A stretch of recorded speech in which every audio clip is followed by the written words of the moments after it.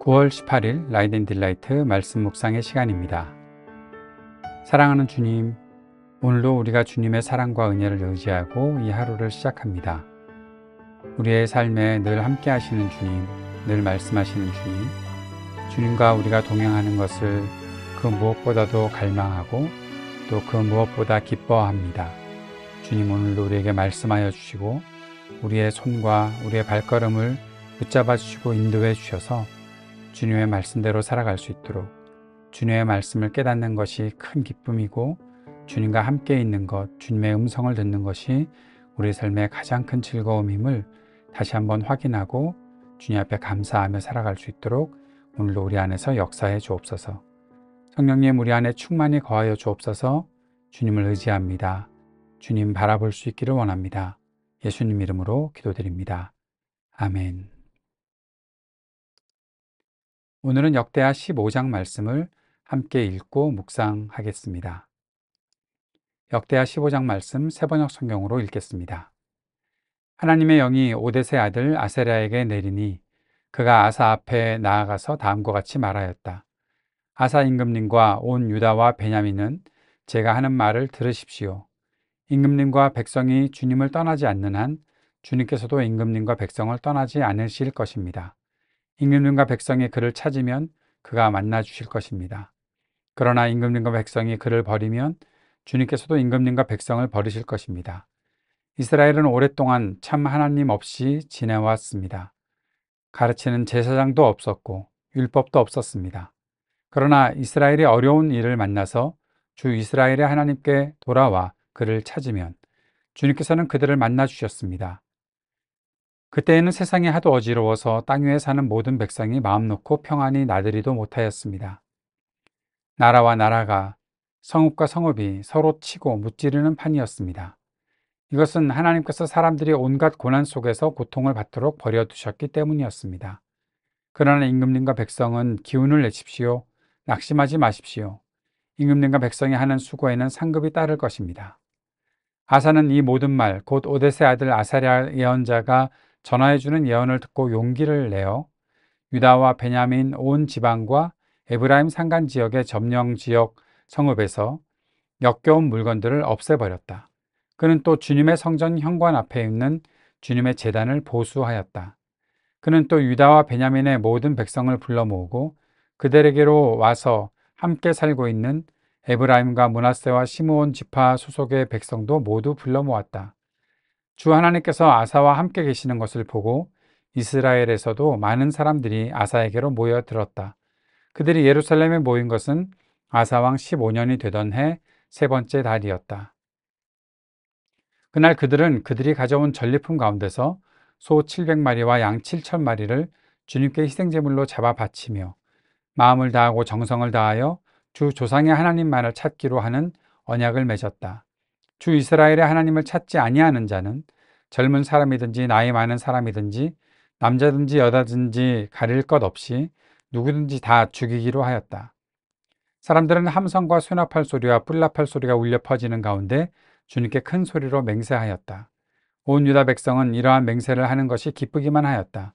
그들은 마음을 다해 맹세하고 정성을 다해 주님을 찾았으므로 주님께서 그들을 만나 주셨고 사방으로 그들에게 평안을 주셨다. 아사 왕은 자기의 할머니 마아가가 혐오스러운 아세라 목상을 만들었다고 해서 태후의 자리에서 물러나게 하였다. 아사는 자기의 할머니가 만든 혐오스러운 우상을 토막내어 가루로 만들어서 기드론 냇가에서 불살라 버렸다. 그렇다고 산당이 모두 제거된 것은 아니었지만 주님을 사모하는 아사의 마음은 평생 한결같았다. 아사는 자기의 아버지와 자신이 거룩하게 구별하여 바친 은과 금과 그릇들을 하나님의 성전에 들여놓았다. 이때부터 아사왕 35년까지 전쟁이 없었다. 아멘.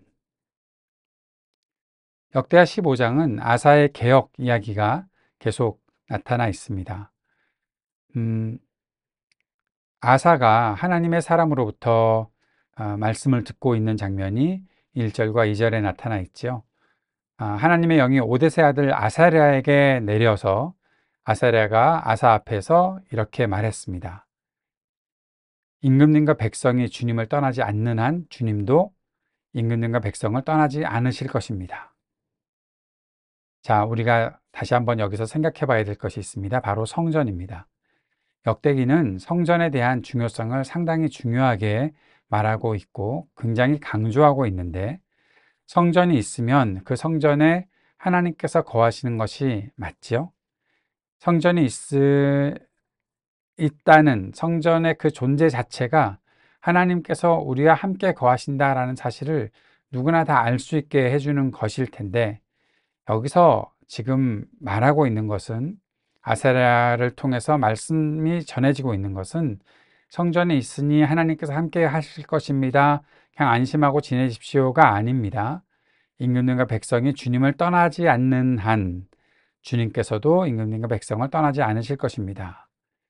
임금님과 백성이 그를 찾으면, 주님을 찾으면 그가 만나 주실 것입니다 라고 말씀하고 있는 거죠. 성전이 있는데, 성전에 하나님께서 거하시겠다고 약속하셨는데, 그 약속이 어떻게 실현이 되는가 하면, 그들이 하나님의 말씀을 떠나지 않으면, 하나님을 떠나지 않으면, 그들이 하나님을 찾으면 하나님께서 그들을 만나 주실 것이다. 그러나 하나님을 버리면 주님도 임금님과 백성을 버리실 것입니다. 성전의 유무가 중요한 것이 아니라 그들의 삶이 하나님을 찾고 하나님을 떠나지 않는 삶, 하나님과 함께하는 삶, 그렇게 말씀을 따라가는 삶이 더 중요하고 그것이 하나님과 함께하는 유일한 길이다라고 말씀하고 있는 것이죠. 그러면서 이런 이야기를 합니다.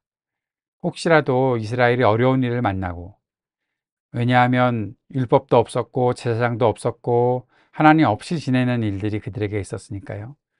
그런데 이스라엘이 어려운 일을 만날 때 그들이 하나님을 찾으면 하나님께서는 그들을 만나 주셨습니다 라고 말씀하고 있습니다. 하나님은 언제나 그들을 만나 주셨습니다. 하나님은 우리 백성을 만나 주셨습니다.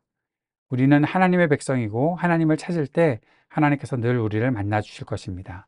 그 약속을 지금 아사랴가 아사에게 확인시켜 주고 있는 것입니다. 하나님께서 사람들이 온갖 고난 속에서 고통을 받도록 버려두셨기 때문에 참 어려운 일이 있었지만, 그러나 하나님을 찾으면 하나님을 만나게 될 것입니다. 하나님을 찾지 않고 하나님에게서 멀리 떠나 있을 때 그것이 고통을 가져오는 일이었다면, 이제 하나님을 찾는다면, 하나님께서 우리와 함께 하신다는 사실을 기억하고 하나님을 떠나지 않는다면 우리가 낙심할 필요는 없다. 하나님께서 함께 하실 것이니까.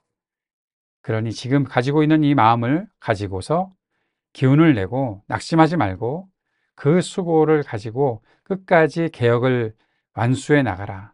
하나님 의지하는 마음을 가지고 살아가라. 그렇게 할 때 상급이 따를 것이다. 아사랴를 통해서 하나님께서는 말씀하셨던 것입니다. 아사가 이 모든 말을 잘 들었습니다. 그리고 예언을 들었습니다. 예언이라는 것은 하나님께서 주신 말씀이죠.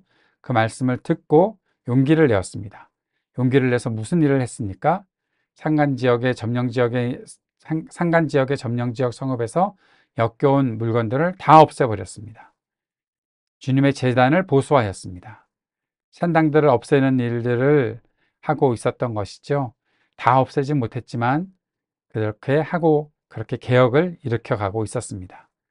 뒤에 말씀에 보면 할머니까지도 폐위시키고 모든 역겨운 것들을 다 없애는 일들을 했습니다. 하나님이 함께 거하시니 더 이상 잘못된 것들을 따라갈 이유도 없고 그렇게 해서는 안 된다는 사실을 알고 그렇게 개혁을 일으켜가고 있었던 것이죠. 어떤 일이 그래서 일어났습니까?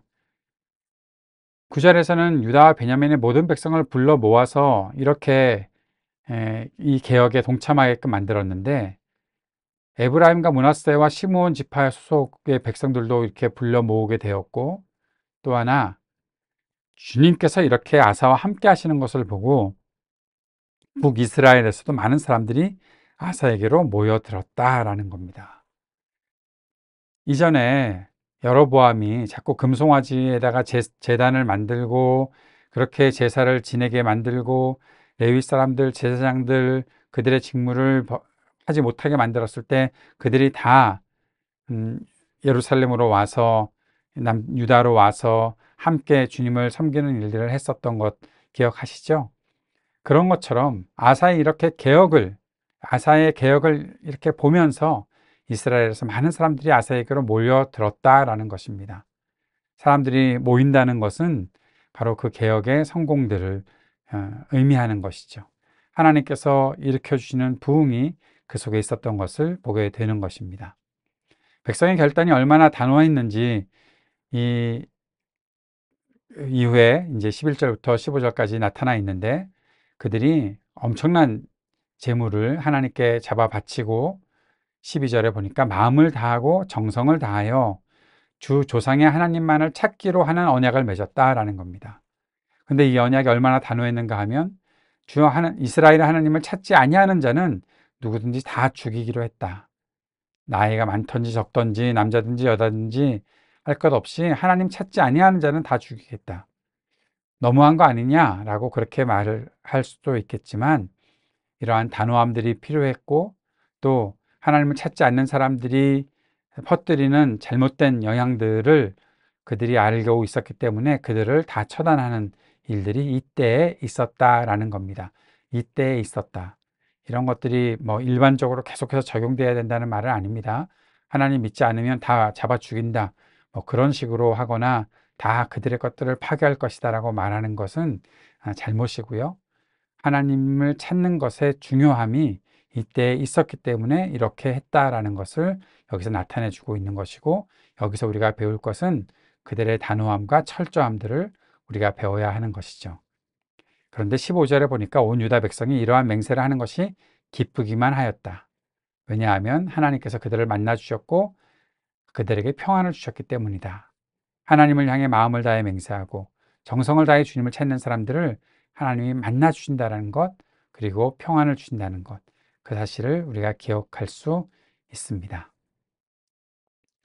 그것에 대해서 더 나아가서 이런 사건이 있었죠. 16절에 보니까 자신의 할머니 마아가가 혐오스러운 아세라 목상을 만들었기에 태우의 자리에서 쫓아내고 그 우상을 토막내어 가루로 만들고 불살라 버렸다. 예, 할머니지만 용서할 수 없는 것이죠. 우상을 세우는 일들에 대해서 철저하게 처단하는 일들을 했다라는 것입니다. 그렇게 노력했음에도 불구하고 얼마나 산당이 많았으면 다 제거되지는 못했다라는 것이 17절의 말씀이고, 그러나 주님을 사모하는 그 아사의 마음이 평생 한결같았다라고 말하고 있습니다. 물론 16장에 들어가면 어떤 일이 벌어질지 이미 읽으신 분들은 아시겠지만, 그럼에도 다윗처럼 아마 아사의 마음은 평생 한결같은 마음을 주님께 드리고 있었던 것으로 우리가 볼 수 있습니다. 오늘 말씀을 보면서 우리에게 주시는 어떠한 적용점들이 있을까 묵상하며 적용한 내용들을 간단히 정리해 보겠습니다. 첫째는 하나님의 말씀을 들을 수 있다는 것이 큰 복이라는 것입니다.